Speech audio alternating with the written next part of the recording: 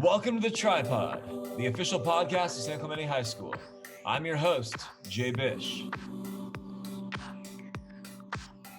The first time I met Ricky Guthridge, he was a sophomore in my English class. And when he offered a rap in front of all of us, I took notice. He speaks a mile a minute, but everything he has to say is really important. So check out this episode of The Tripod. You told me before that you wanted to make a difference, like a meaningful change in the world from when you were young. Do you recall when that came about, or a situation that happened that led you to yearning for that when you're young? Yeah, so when I was younger, I was at the YMCA and I heard the Rosa Parks story, and that really impacted me. It really made me feel a certain way about injustice in America, and really inspired me to make meaningful change and make right change. Even though it wouldn't be the change that is going to be the easiest, it's going to be the right change that we need. So when you think of change that we need, what comes to mind? Like, we need to change some of the criminal justice sort of thing. We can't have there's a lot of issues there. We need to change this up. Partisanship. We have very partisan politics.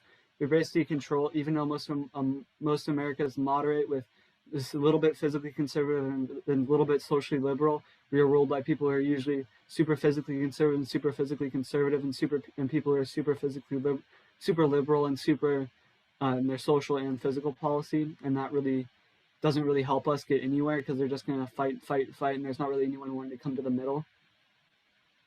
Yeah, that's a good point. When you try to figure out the way that you've learned what's right and wrong, or who you want to vote for, and so on and so forth, where do your natural tendencies come from? Is it from your own experiences? Is it from your family? Walk me through how you've grown up and how you've come to feel like, hey, this is right, this is wrong, this is what we need, this is what we don't need. How do you arrive at those conclusions? So my political efficacy has basically come from my family and my personal experiences. My family from a young age has always been really hard work, like making me do chores, like that sort of thing. So I've always had to work for what I wanted. And I kind of go off the inspirational quote from Rocky: it's not how hard you hit, it's not about how hard you can get hit and keep on moving forward. So as that's kind of sort of my view on that. So we can keep getting hit and hit and hit, but as long as we recover and move forward together as one country, we can really, that's who I really decide for. And as well, I look at their policies. I look at who they are as a human being as well. I won't vote for somebody that says we need this policy, but yet goes against it. I don't really like that sort of thing. I feel like that's kind of very contradicting to what they really believe. Because people can go out and say all these rosy and cheeky things, but in actuality, they may not want to pass anything, just want to keep that thing going so they can keep getting elected and keep raising money to move on to bigger and bigger things. So you're all about the ethics of a person, and if you can trust them, then you're willing to support them. Yeah. That's cool. You talked about becoming one world. What do we need to do, you think, to get to that place where instead of us fighting back and forth, we're able to find some compromise? I think we need to go to the table and bring back going back to the table, getting rid of some of the things that stop anything from happening, getting rid of this partisanship sort of thing, really weakening down the party system, maybe changing how some of the parties are led and party leadership, from being we need to be strict on these principles to being we need to be a little bit more loose to a certain extent, and allow for maybe other people to come across the aisle and have more sort of. The big thing what I've been hearing is that no longer they are no longer really in Capitol Hill. They used to live there before the 1984. Newt Gingrich changed it, and he made it so pretty much the congressional people, were sort of mini mayors to a certain extent in their district. So they'd have to be back in the district a certain amount of days, and they would have to kind of do their own little thing there. But before that, pretty much everyone was in Washington 24/7, making laws, making legislation, working together. But now, since there isn't as much time of them legislating, they get more time off than they've ever had before and get paid more for it. They don't really get to do any more legislating. They try to move something forward, but thing is though, then they have to go back and they have to come back, and they hear it from their people back in the district, and the people in their district don't really like what they're doing. So then it makes it more and more of an issue, just kind of blows it up. So how do you fix that? How do you fix it? I would say that you make people go back to Capitol Hill and really be there for around 2 months. I would say a shorter session of Congress would be better overall, because if you're there for a short amount of time, you have to get so much stuff achieved to the point where you have to really work hard and get everything done. And if you don't, you get voted out because you weren't effective during those 2 months or how long it'll be. And you get your laws passed, you get everything passed, and then you're able just to go back and say, I got all this done, and go back to really focusing, going back to your normal life.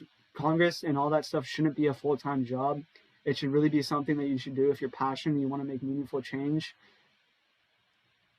So, because I hear what you're saying for sure. I think the toughest thing about it is it seems like a lot of these politicians are in it more for the fame and the power than anything else. So how do you get to a point in society where we're electing people that are actually there for good versus people that have just, I mean, there's people that have been their terms have been extended and they've been in office forever, it feels like. How do you right that ship? So you have to pass term limits, meaningful term limits. What those would really look like would be 4 consecutive terms in the House or 2 consecutive terms in the Senate. And basically, that term limits them to 8 or 12 years in each chamber, because it really shouldn't be a political thing. You shouldn't have to go there, decide you want to run for Congress, win in Congress, stay there for a couple years, go to consulting, then move to Senate. It shouldn't be a gradual stepping stool. It should be, okay, I went here, I did my thing, and then now I'm going to leave. But that's not really going to happen at the congressional or state level. So the other way to pass that legislation and to get it actually on the Constitution as an amendment would be through the state process, which has already happened. It's already in Georgia, and a couple other states have passed saying that they want a constitutional convention to pass this amendment. It was the same way prohibition was ended through that way, because the Congress didn't want to do anything, so the states had to go and actually end prohibition. Gotcha. I mean, so do you see, I just, for me, like as looking at someone who's been voting, obviously since I was of age, um, I don't see enough people that are out there that like even want these jobs. Like, you know, people that are good, I feel like are turning their cheek and not wanting to be in politics because of the cesspool that it's become. So is there something that we need to do to try to bring the right people to this arena? Or are we just, I mean, do you think that we're in just a bad spot, never able to get away from this? Like what, I mean, is there any hope you think I think there's a lot of in hope, and politics in people. America? I think there's a lot of hope to what's going on. What you're seeing now is you're seeing a lot more people decide, hey, I want to go make meaningful change. So they decide to run for city council, they decide to run for school board, that sort of thing. And those candidates, they learn, they move up eventually, and eventually they go start up the city or the state, and then they move to the state legislature, state senate, then they eventually run for Congress, and they're really able to see everything and have a lot of experience. Whereas before it was mainly a business of where, okay, I'm going to go to this university, get my 4 year degree, get my law degree, then go off to Congress and win this easy district and stay there for 40 plus years. But now we're starting to see a lot of people that are not really interested in politics, especially like poor farmers, that sort of thing, that would never ever really be in politics, are sort of moving back again to that like populist message saying we need to rise up and once again utilize our resources and go back and actually represent the people here, instead of just let the vote just go away to this person that's not really doing anything. Hey, you talk a lot about meaningful change and people and trying to establish that. But I mean, what do you think the current ideology is or the goal is for people that are currently in politics? What do they want? I think the current goal for the people in politics is to just constantly getting reelected and reelected and reelected. It's basically the way it works. I would say it's basically a chess game where there's no end in sight, where it's just we're gonna move this piece. It's basically a chess game full of pawns and one king, and whoever moves the pawn forward takes out the other pawn is how it works. And some pawns get revived, such as taking back seats, and that's sort of how I see it. It's not really moving anything forward and taking out the other party. It's mainly we need to just move pawn and pawn. It's petty versus petty. We just need to move whatever forward, get as much money as we can from whatever company. We don't care. We just need to get these people in, keep them in there, because after all, at the end, it doesn't really matter who they are. It's just that they're a part of our party and they let us hold power, and we're able to get some legislation through that really sets it forward. That's the thing, right? It's like it's all about just holding power for a party without actually doing something with that power. So, because I guess for me, my biggest the issue that I have the most with politics really is just that you don't really see anybody in there right now who is out there to create some type of movement towards a better world. It seems like we have all the resources and ability to do something, but we just do nothing with any of this. And so ultimately, how does that change? I'm pretty like, I'm an optimist in a lot of places in life, like in terms of the way that I think about things. But politics is a place where I find it really hard to be optimistic about that kind of stuff. Are we just waiting for a better generation, you think? Or is that what it's going to take? Is it going to take people that are your age eventually being elected down the road? Or do you think that there are people already in office, in places that have the power to establish that change? Yeah, I feel like as we get older, as politics progresses, I think by the 2030, 2026, sort of that era will be the end of these old people that are over the age of 60 to 80. They'll really start to be phased out, and it'll be more of the 45 to 60 and the millennial demographic voter base. So you'll see a lot more incorporation of those sort of issues, and it'll also be a more moderate sort of base. That's what I think is going to be happening moving forward, and just messaging in general. Because right now, as we look at it, the older people that are really really one side or the other, they're really starting to go away and die off the baby boomer age, and we'll start to see a more moderate voting base back to where it was in the 1970s and 1976, 1970s, 1980s, my bad. And we'll start to see a lot of shift, I believe, of split ticket voting. I believe that will go back up as we move forward, where you vote for the different president and you vote for a different party of the president and you vote for a different party for a congressional candidate, that sort of thing.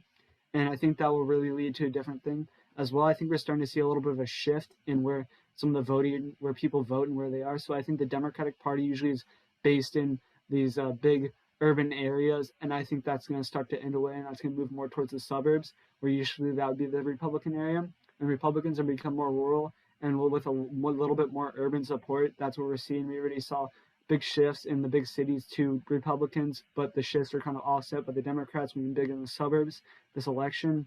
And I think that as that generally progresses, we'll see what happens. But the big problem will be moving forward for the Republicans, at least, is that these urban areas are very Democratic, and it's going to take at least 20 to 30 years for at least one of these seats to maybe flip. If you look at the trends, and those trends can be offset by a different candidate going in with more moderate messaging, that'll be the big issue. Whereas Democrats can go into the suburbs with older Republican messaging and move these people more left, and then they'll get the people. The problem is right now the Republican Party has a problem with recruiting voters, I would say, and keeping them on the base. Uh, it used to be back in the 2000s and when Obama was president, Republicans would get voters really easy, but now after Donald Trump, it's really hard to get the suburbs back on our side. You get a lot of these urban areas that were super Republican that voted for Reagan and voted for Bush and voted for Romney, but now they're not voting for Republicans at all, and all the Republicans are just getting out of there. For example, one county is Fort Worth in Tarrant County in Texas, which used to be the Republican stronghold of Texas, and now that shifted more and more blue, and now we're seeing that go into basically like a lean blue slash safe blue area, and also Cobb and Fulton County, and a lot of North Fulton has gone up very blue, which is where a lot of the money is in Atlanta. And usually, the Republican Party was a big money party, but now you're starting to see that shift away to the Democratic Party. I think you'll see eventually the Republican Party will go back more to the populist messaging of 1850s and that sort of thing than they were of modern day. That's cool. Why do you think it's hard for Republicans to obtain more voters? I think it's hard because of the history of what's been going on with with a lot of the problems with the Southern divide, that sort of thing. A lot of the Southern Republicans want something else, want something. A lot of the Northern Republicans want something different. Usually, the Northern Republicans are more blue collar, where the Southern Republicans are more rich and that sort of thing. And the more Northern Republicans, I would say, are the ones that are really trying to make some meaningful change. And a lot of the new people, for example, Rick Scott from Florida, he's trying to make some change. A lot of the new people that are getting voted in, it's very different from the people that have been there for 40 years, like Mitch McConnell, that sort of thing, because they're actually having to compete for some of these seats, and they know that they have to get meaningful legislation through in order to keep their jobs. So yeah. That's cool. What do you think? Going back to what you were talking about before, in terms of potentially having more millennials being in office, what is a political force run predominantly by millennials look like to you? I would say that a millennial politically drawn force is, I think millennials will eventually become the most swing voter group in America because of just how they are and how they vote. They vote very based, from what I see, on issues, and issues can change. Issues are the biggest thing that can change among the parties instead of principles. They don't really vote on principles, they mostly vote on issues, and that can change year to year. So I think we're going to see a lot of split control and a lot of switching control over the next couple of years, which we've already seen. We saw Republicans had the House in 2016 and the Senate and the presidency. Then it went to the Democrats in 2016. Then the Democrats got all three. And now looking in 2022, it looks like Republicans are going to take back the House and maybe the Senate. So I think that's just going to become a very efficacy. It's just going to continue to happen where people are, it's just going to be flipping back and forth. And that's just how it's really going to be because of the millennial voter base. And I think as my generation, Gen X, moves in and moves in, I believe that we will just, Gen Z, my bad.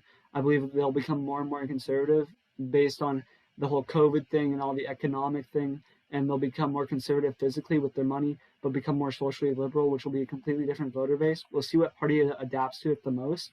But we've lived through 9/11 on the war on terror, so I don't think we're going to be. I think we're going to be a very peaceful generation. I think we're going to be very physically conservative with the COVID crisis, that sort of thing, and saving our money, sort of like the Great Depression, the people that lived through that. And I believe that we'll be very, very not as partisan as we are, because I'm already seeing that with the people I talk to that are Democrat. They do not want to be as partisan because they see how it is affecting our country now. Whereas before it was very, they were very together and they saw how bipartisan it was, and they wanted to move away from that. That's why they voted these people that are very radical into office in order to get what they believe their values were. And now basically become a horse race where it's how many Democrats do you have, how many Republicans do you have, instead of how many votes can you get. Interesting. You mentioned the stuff with COVID. I know that had that affected your summer last year, correct? Yeah. In what way? So the week before we shut down, that March 13th week, I was sick, so I was in and out of school. I had some sort of symptoms like COVID, so I had to go home, had to go back, sort of thing. And then the week after that, week after shutdown, we had to go online, which was already difficult because I was like doing okay and it was a lot of work. And then we switched online. I lost all my activities. That was kind of my support system. So then I was also out with I was very sick for that week because I thought I had COVID. I still believe I have COVID. I had COVID at that time. My bad. And I just have to go take the IgN, IgG test, but we'll see what happens there. That's not really a great indicator from what I've heard, but that's what I believe.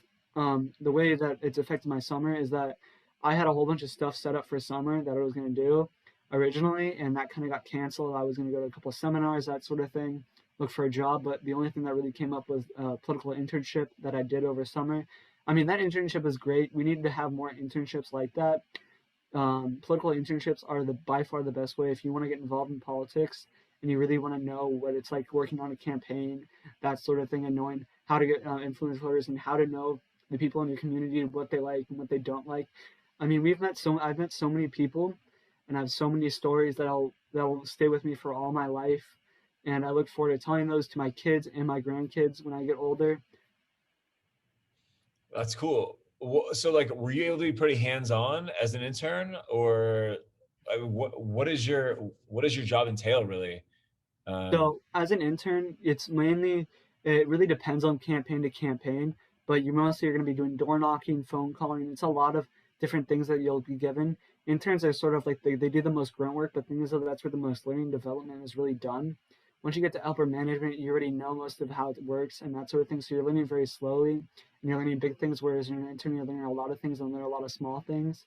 And it's a lot of how to be polite to people, how to get them to vote for you, and you use those skills in every day, and you use them to get people to convince people to vote for you, how to market really good, because you're technically a salesperson. You're not really going out there and being, I want to say I'm a Republican and I want to go vote you to vote for all Republicans. You're basically selling people, because a lot of America, they're not strict down to a party. They are very moderate. They don't know who to vote for. So you basically have to sell them like a salesperson, tell them what's going to be the good things, what's going to be the bad things about it. That's cool. And so was that surprising at all to you that it's more of a sales gig than this strictly political job, or did you know that going in that you're going to be mainly selling? I thought that was very surprising to me, because I thought most people were straight down. We're either going to vote straight Republican or we're going to vote straight Democrat. But most of the people, especially in Orange County, are ready to be, okay, maybe we look at this candidate.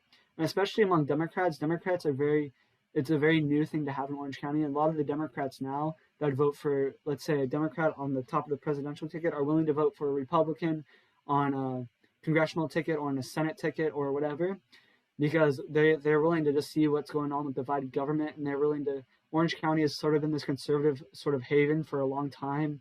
We had Reagan here in 1984 for his re-election campaign, where there was thousands and thousands of people in that one park. I'm forgetting the name of it. Disregard that, please. Um, and now we just see this. It's going a little bit more blue, but there's also areas that are going more red.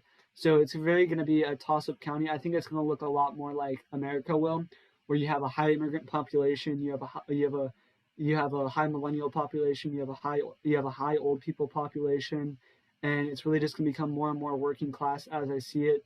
As people move here from LA and out of LA, they're going to move down to Orange County. They're going to settle here, and they're really going to develop it and see. It's going to be interesting to see what happens, because I think it'll shift more right. Other people are going to say that it's going to shift more left and it's become a solid blue county. I think it's going to stay mostly in the middle, and we'll see what happens there, because I think that there'll be a change in Republican principles here in the next couple of years in order to win back the House and Senate.